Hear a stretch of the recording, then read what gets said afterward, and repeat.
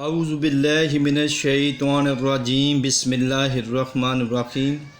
Students, आज lecture number 19 exercise 3.4 tenth math का question number 1 का पार्ट 1 एंड पार्ट 8 करेंगे। तो तमाम बच्चों ने इस लेक्चर को अच्छे तरीके से अंडरस्टैंड करना है और इसके रिमेनिंग पार्ट्स आपने होमवर्क में करने हैं। इस क्वेश्चन को स्टार्ट करने से पहले मैं आपको थ्योरम ऑफ कंपोनेंटो डिविडेंडो के बारे में थोड़ा सा बता दूं। ये बड़ा इंपॉर्टेंट शॉर्ट क्वेश्चन भी है, बाज़ टाइम बोर्ड के एग्ज़ाम्स में आ जाता है। Right the statement of कंपोनेंटो dividendo theorem. तो अगर ये शॉर्ट क्वेश्चन भी आ जाए तो आपने जैसे मैंने यहाँ राइट किया ऐसे ही लिखना है और इसका कंसेप्ट भी अंडरस्टैंड करने। थ्योरम ऑफ कंपोनेंटो को आप आसानी के लिए समझ लें कि ये प्लस है, डिविडेंडो का मतलब है माइनस। इफ़ के बाद सवाल दिया गया है A ratio B is equal to C ratio D। Then अब देखिए A रेशो B मतलब हमने इन दोनों वैल्यूज़ को एक दफ़ा प्लस कर लेना है, रेशो एक दफ़ा इन दोनों वैल्यूज़ को माइनस कर लेना है। कंपोनेंट और डिविडेंड प्लस माइनस या minus plus. A ratio B यानी इन दोनों जो रेशो हमारे पास गिवन है इन दोनों वैल्यूज़ को एक दफ़ा प्लस कर लेना है, एक दफ़ा माइनस। इसी तरह राइट साइड पे C रेशो D है, इसको भी एक दफ़ा प्लस एक दफ़ा माइनस कर लेना। लेकिन ये कोई हार्ड एंड फास्ट रूल नहीं है कि पहले प्लस बाद में माइनस करना है। इसकी दूसरी ऑप्शन भी हमारे पास मौजूद है कि हम इन दोनों वैल्यूज़ को पहले माइनस और बाद में प्लस कर सकते हैं। इसी तरह राइट साइड पे दोनों वैल्यूज़ को पहले माइनस और बाद में प्लस कर सकते हैं। तो जब भी आपके पास आएगा write the statement of component और डिविडेंड ऑफ थ्योरम, तो आपने यहाँ से लिखना शुरू करना है। If A ratio B is equal to C ratio D, then part 1 numbering लाजमी लगानी है। A plus B ratio A minus B is equal to C plus D ratio C minus D। और सेकंड पार्ट में A minus B ratio A plus B और C minus D ratio C plus D। इसी तरीके से students अगर हम लोग बात करते हैं, अगर हमें ये ओवर की फॉर्म में दिया गया हो if A over B is equal to C over D, तो इसके ऊपर कंपोनेंट और डिविडेंड थ्योरम जब लगाएंगे तो क्या करेंगे, इन ऊपर और नीचे दोनों वैल्यूज़ को एक दफ़ा प्लस कर देंगे A प्लस B और एक दफ़ा माइनस कर देंगे A माइनस B। इसी तरह is equal to C over D है तो C plus D over C minus D। या दूसरी ऑप्शन जैसे हमने पढ़ी थी, if A over B is equal to C over D, तो पहले माइनस कर लें दोनों को, A minus B over A plus B। इसी तरह राइट साइड पे भी पहले माइनस कर दें C minus D over C plus D। एक बात याद रखनी है, अगर आपने एक साइड पे पहले प्लस और बाद में माइनस किया तो दूसरी साइड पे भी पहले प्लस और बाद में माइनस करना है। अगर आपने पहली साइड पे पहले माइनस बाद में प्लस किया तो दूसरी साइड में भी पहले माइनस बाद में प्लस करना है। अब हम अपने क्वेश्चंस की तरफ आते हैं। Lecture number 19 exercise 3.4 tenth math, question number 1 का पार्ट 1 और पार्ट 8 आज डिस्कस करेंगे। पहले पार्ट 1 को देखते हैं students. Prove that A ratio B is equal to C ratio D if 4A plus 5B over 4A minus 5B is equal to 4C plus 5D over 4C minus 5D। Student, question start करने से पहले वो student जो मेरे channel पे भी new हैं या जिन्होंने अभी तक चैनल को सब्सक्राइब नहीं किया, वो जल्द से जल्द चैनल को सब्सक्राइब कर लें और बेल आइकन पे क्लिक कर लें ताकि हर आने वाली वीडियो का नोटिफिकेशन आपको वक्त पे मिल सके। यहाँ पे आपको 9th 10th first year second year D1 D2 D3 Oxford O level A level के तमाम लेक्चर्स अवेलेबल होंगे। और इसके अलावा आपको कोई भी प्रॉब्लम होती है आप कमेंट्स करके पूछ सकते हैं। बोर्ड से रिलेटेड कोई इन्फॉर्मेशन चाहिए आपको, बोर्ड के दाखिले भेजने हैं, सप्ली के दाखिले भेजने हैं, आप लोग रब्ता कर सकते हैं। और सप्ली की क्लासेस का भी आगाज़ इंशाल्लाह 11 जुलाई से हो रहा है। तो जो लोग भी जिनकी सप्ली आई है 10th में, वो अगर क्लासेस लेना चाहते हैं तो वो मुझसे रब्ता कर सकते हैं। मेरा नंबर है 0300 466 4048। सर जाहिद 0300 466 4048। स्टूडेंट्स, यहाँ हम डिस्कस करते जाएँ। यही वर्ड यूज़ हुआ है प्रूव दैट। स्टूडेंट, जहाँ भी प्रूव दैट का वर्ड यूज़ होगा इसका मतलब है कि आंसर दिया गया है। A ratio B is equal to C ratio D, यानी इस सवाल में हमें आंसर पहले बता दिया गया है कि A ratio B is equal to C ratio D answer आना चाहिए प्रूव दैट के बाद जो लिखा होता है। और इफ़ के बाद जो लिखा होता है वो क्वेश्चन होता है, उसको हमने सॉल्व करना होता है। अक्सर बच्चे जो हैं वो A ratio B is equal to C ratio D को सॉल्व कर देते हैं, जिससे सारा क्वेश्चन गलत हो जाता है। तो आपने याद रखना है कि प्रूव दैट के बाद जो रकम चीज़ लिखी जाएगी वो आंसर है, और इफ़ के बाद जो वैल्यूज़ भी हमारे पास होगी वो हमारा क्वेश्चन है। तो ये हमारा क्वेश्चन, हमने ये क्वेश्चन राइट कर लिया, सोल्यूशन की हेडिंग लगाई, क्वेश्चन राइट कर लिया बेटा। अब हम इसके ऊपर बाय कंपोनेंट और डिविडेंड थ्योरम इस्तेमाल करेंगे, जिसके बारे में हमने डिस्कस किया था। स्टूडेंट्स, कंपोनेंट और डिविडेंड थ्योरम को इस्तेमाल करते हुए एक बात का आपने ख़ास ख्याल रखना है कि कंपोनेंट और डिविडेंड थ्योरम के लिए ज़रूरी है कि ऊपर नीचे अगर आपके पास लार्ज वैल्यूज़ हैं तो ऊपर नीचे टर्म सेम होनी चाहिए। जैसे ऊपर ए बी आ रहा है तो नीचे भी ए बी होना चाहिए। अगर नीचे सी डी होगा तो आपने कभी भी कंपोनेंट और डिविडेंड थ्योरम नहीं लगाना, बल्कि आपने अल्टरनेट थ्योरम या कोई भी थ्योरम लगा के पहले इसको अरेंज करना है और उसके बाद कंपोनेंट और डिविडेंड थ्योरम अप्लाई करना है। आप देखिए ऊपर ए बी है, नीचे ए बी है, तो इसका मतलब है साइन जैसे मर्जी हो, इसके ऊपर कंपोनेंट और डिविडेंड थ्योरम आसानी से अप्लाई हो जाएगा। इसी तरह दे देखें सी डी है, नीचे भी सी डी है, साइन ऊपर प्लस है नीचे माइनस है, अगर ऊपर माइनस नीचे प्लस हो इससे कोई फ़र्क नहीं पड़ता। अब हमने इसके ऊपर कंपोनेंट और डिविडेंड थ्योरम लगाना है। कंपोनेंट और डिविडेंड थ्योरम के बारे में हमने क्या पढ़ा था कि इन ऊपर और नीचे वाली वैल्यूज़ इनको हमने एक दफ़ा प्लस कर लेना है। मैंने पहले ऊपर वाली वैल्यू लिखी प्लस नीचे वाली वैल्यूज़ ओवर फिर ऊपर वाली वैल्यूज़ माइनस नीचे वाली वैल्यूज़, यानी इन दोनों वैल्यूज़ को एक दफ़ा मैंने प्लस कर दिया और दूसरी दफ़ा मैंने माइनस कर दिया। इज इक्वल टू इसी तरीके से राइट साइड पे भी 4c प्लस 5d और 4c माइनस 5d, इन दोनों वैल्यूज़ को मैंने एक दफ़ा प्लस कर दिया और एक दफ़ा मैंने इसको माइनस कर दिया। स्टूडेंट्स, अब हम लोग क्या करेंगे, इन ब्रैकेट्स को ख़त्म करते हैं। स्टूडेंट्स, आपने याद रखना है कि जब भी ब्रैकेट्स को रिमूव किया जाता है तो एक बात का ख़ास ख्याल रखा करें कि अगर ब्रैकेट के बाहर कोई साइन नहीं है या ब्रैकेट के बाहर प्लस का साइन है तो वैल्यूज़ एज इट इज़ आ जाएंगी, और अगर ब्रैकेट के बाहर माइनस का साइन है तो साइन चेंज हो जाएंगे। जितनी भी values in side the bracket होंगी, अगर वो प्लस की हैं तो माइनस की हो जाएंगी, माइनस की हैं तो प्लस की हो जाएंगी। 4a plus 5b as it is आ गया, प्लस था ब्रैकेट के बाहर तो 4a माइनस 5b भी एज इट इज़ आ गया।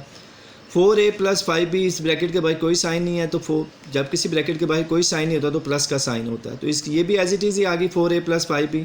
इस ब्रैकेट के बाहर माइनस का साइन है, लिहाजा 4a भी माइनस का हो जाएगा और ये 5b माइनस का था तो ये प्लस का हो जाएगा। राइट साइड पे भी इसी तरीके से 4c plus 5d as it is आ गया, और 4c माइनस 5d से बाहर प्लस है तो वो भी एज इट इज़ आ गया, और 4c प्लस 5d से पहले कुछ नहीं है तो प्लस का साइन होगा, ये भी एज इट इज़ आ गया। और इस ब्रैकेट से पहले कोई माइनस का साइन है तो साइन चेंज हो जाएंगे, माइनस 4c प्लस 5d। अब स्टूडेंट्स, याद रखना है कि जब भी बड़ी वैल्यूज़ के ऊपर कंपोनेंट और डिविडेंड थ्योरम अप्लाई किया जाता है तो वैल्यूज़ की कटिंग लाजमी होती है। अगर बड़ी वाली वैल्यूज़ के ऊपर आप कंपोनेंट और डिविडेंड थ्योरम अप्लाई कर रहे हैं, यानी ऐसी वैल्यू जिनमें प्लस माइनस के साइन आ रहे थे, वहाँ पे जब भी आप कंपोनेंट और डिविडेंड थ्योरम लगाएंगे कटिंग होगी। और एक बात याद रखिएगा, जो वैल्यूज़ ऊपर कटेंगी वो नीचे नहीं कटेंगी, जो नीचे कटेंगी वो ऊपर नहीं कटेंगी।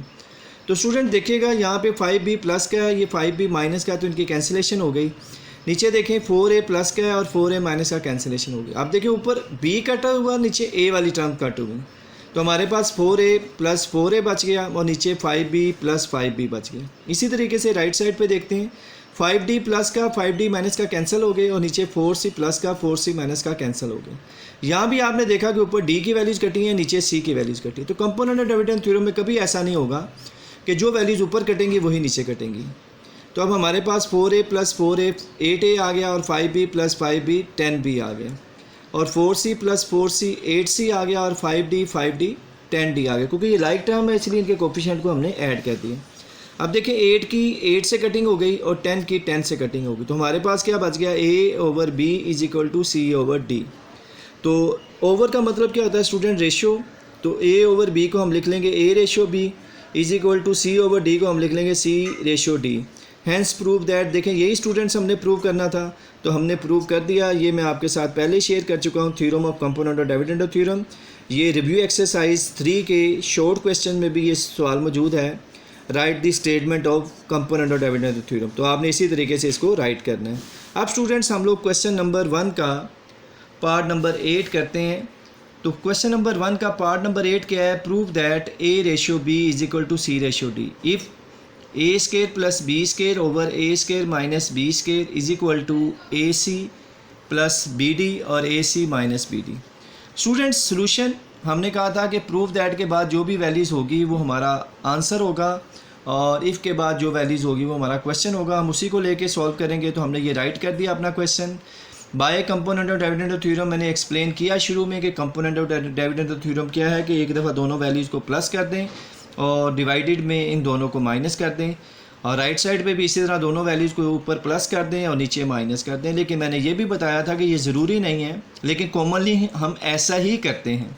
लेकिन अगर दोनों वैल्यूज़ को पहले माइनस कर दें ऊपर, बाद में नीचे प्लस कर दें, तो इससे भी कोई फ़र्क नहीं पड़ता। मोस्टली हम लोग ऊपर प्लस और नीचे माइनस ही करते हैं, लेकिन कहाँ ज़रूरत पड़ेगी वहाँ पे हम लोग पहले माइनस बाद में प्लस भी कर सकते हैं। तो हमने पहले दोनों वैल्यूज़ को एक दफ़ा प्लस कर दिया और डिवाइडेड इन दोनों वैल्यूज़ को एक दफ़ा माइनस कर दिया। ये था component of dividend theorem. Right side पे भी स्टूडेंट्स हम लोगों ने ऐसा ही करना है। इन दोनों वैल्यूज़ को एक दफ़ा हम प्लस कर देंगे और एक दफ़ा इन दोनों वैल्यूज़ को माइनस कर देंगे। अब स्टूडेंट्स क्या करेंगे, इन दोनों ब्रैकेट्स की, इन दोनों साइड्स की जो ब्रैकेट्स हैं उनको ओपन कर देंगे।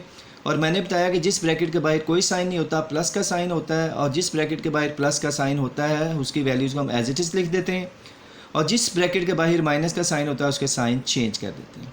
सो A square plus B square as it is आ गया, फिर A square minus B square भी एज इट इज़ आ गया, ओवर में A square plus B square भी एज इट इज़ आ गया। और इस ब्रैकेट के बाहर क्योंकि माइनस का साइन था तो इसकी तमाम वैल्यूज़ के साइन चेंज हो जाएंगे, माइनस ए स्क्वायर और minus minus plus B square. इसी तरीके से A C plus B D as it is आ गया, A C minus B D as it is आ गया, A C plus B D over में एज इट इज़ आ गया। इस ब्रैकेट के बाहर माइनस का साइन है तो इसके साइन चेंज हो जाएंगे, ए सी माइनस का हो जाएगा माइनस ए सी, और ये माइनस बी डी है तो ये प्लस बी डी हो जाएगा। हमने कहा था जब भी component of dividend theorem apply करेंगे स्टूडेंट्स तो हम लोग वैल्यूज़ की कटिंग होगी, और मैंने कहा था कि जहाँ ऊपर वैल्यूज़ कटेंगी वो वैल्यूज़ नीचे नहीं कटेंगी, और जो नीचे कटेंगी वो ऊपर नहीं कटेंगी। तो आपने देखा कि न्यूमिनेटर के अंदर बी स्क्वायर प्लस का बी स्क्वायर माइनस का, तो इसकी कटिंग हो गई। डिनोमिनेटर के अंदर देखें तो ए स्क्वायर प्लस का और ए स्क्वायर माइनस का, इसकी भी कटिंग होगी। तो आपने देखा कि ऊपर बी स्क्वायर की कटिंग होगी, डिनोमिनेटर में ए स्क्वायर की कटिंग होगी। इसी तरीके से राइट साइड पे देखें तो बी डी प्लस का है, बी डी माइनस का है, तो न्यूमिनेटर के अंदर बी डी प्लस और बी डी माइनस का ये आपस में कैंसिल हो गए, और ये डिनोमिनेटर के अंदर देखें तो ए सी प्लस का है, ए सी माइनस का, तो ये आपस में कैंसिल हो गए। स्टूडेंट्स याद रखना है कि न्यूमिनेटर में और डिनोमिनेटर में कटने वाली वैल्यूज़ डिफरेंट होंगी, जैसा कि मैंने आपको पहले भी बताया था। अब हमारे पास क्या बच गया, A square plus A square, और नीचे हमारे पास डिनोमिनेटर में आ गया B square plus B square. इसी तरीके से student A C plus A C और B D plus B D. Student A square same terms हैं, लाइक टर्म्स हैं, तो हम इनके कोफिशिएंट को ऐड कर लेंगे। ए स्क्वायर से पहले कोई कोफिशिएंट नहीं है तो 1 कोफिशिएंट होगा। इस तरह इस ए स्क्वायर के साथ भी कोई कोफिशिएंट नहीं है तो ये भी 1 कोफिशिएंट होगा, तो 1 1 2 हो जाएगा। A square plus A square 2 A square, B square plus B square 2 B square, A C plus A C 2 A C, B D plus B D 2 B D. तो आपने देखा कि ये 2 की इस 2 से कटिंग होगी, इस 2 की इस 2 से कटिंग होगी, तो हमारे पास क्या बच गया, A square over B square is equal to A C over B D. अब स्टूडेंट जो ए स्क्वायर है इसको हम लिख सकते हैं A multiply A, dot mean multiply, और बी स्क्वायर को हम क्या लिख सकते हैं, B dot B is equal to A C को लिख सकते हैं ए डॉट सी यानी ए मल्टीप्लाई सी, और बी डॉट बी डी को लिख सकते हैं बी डॉट डी यानी बी मल्टीप्लाई डी। तो आपने देखा कि ये ए इस ए से कैंसिल हो गया, ये बी इस बी से कैंसिल हो गया, तो हमारे पास क्या बच गया, A over B is equal to C over D. Students A over B और सी ओवर डी हमारे पास आंसर आ गए। अब स्टूडेंट्स हमने क्या करना है, ए ओवर बी जो है इसको हम लोग लिख सकते हैं ए रेशो बी, क्योंकि ओवर का मतलब है रेशो और रेशो का मतलब है ओवर। अगर हमें रेशो में दिया जाएगा तो हम ओवर में लिख सकते हैं, अगर हमें ओवर में दिया जाएगा तो हम उसको रेशो में लिख सकते हैं। तो A over B A ratio B हो जाएगी और C over D C ratio D हो जाएगी। तो आपने देखा कि यही हमने प्रूव करना था, हैंस प्रूव्ड। तो आज हमने एक्सरसाइज 3.4 का क्वेश्चन नंबर 1 का पार्ट 1 और 8 किया है। आपने इसके रिमेनिंग पार्ट्स करने हैं, और कोई भी प्रॉब्लम्स हो तो स्टूडेंट्स आपने पूछ लेना है।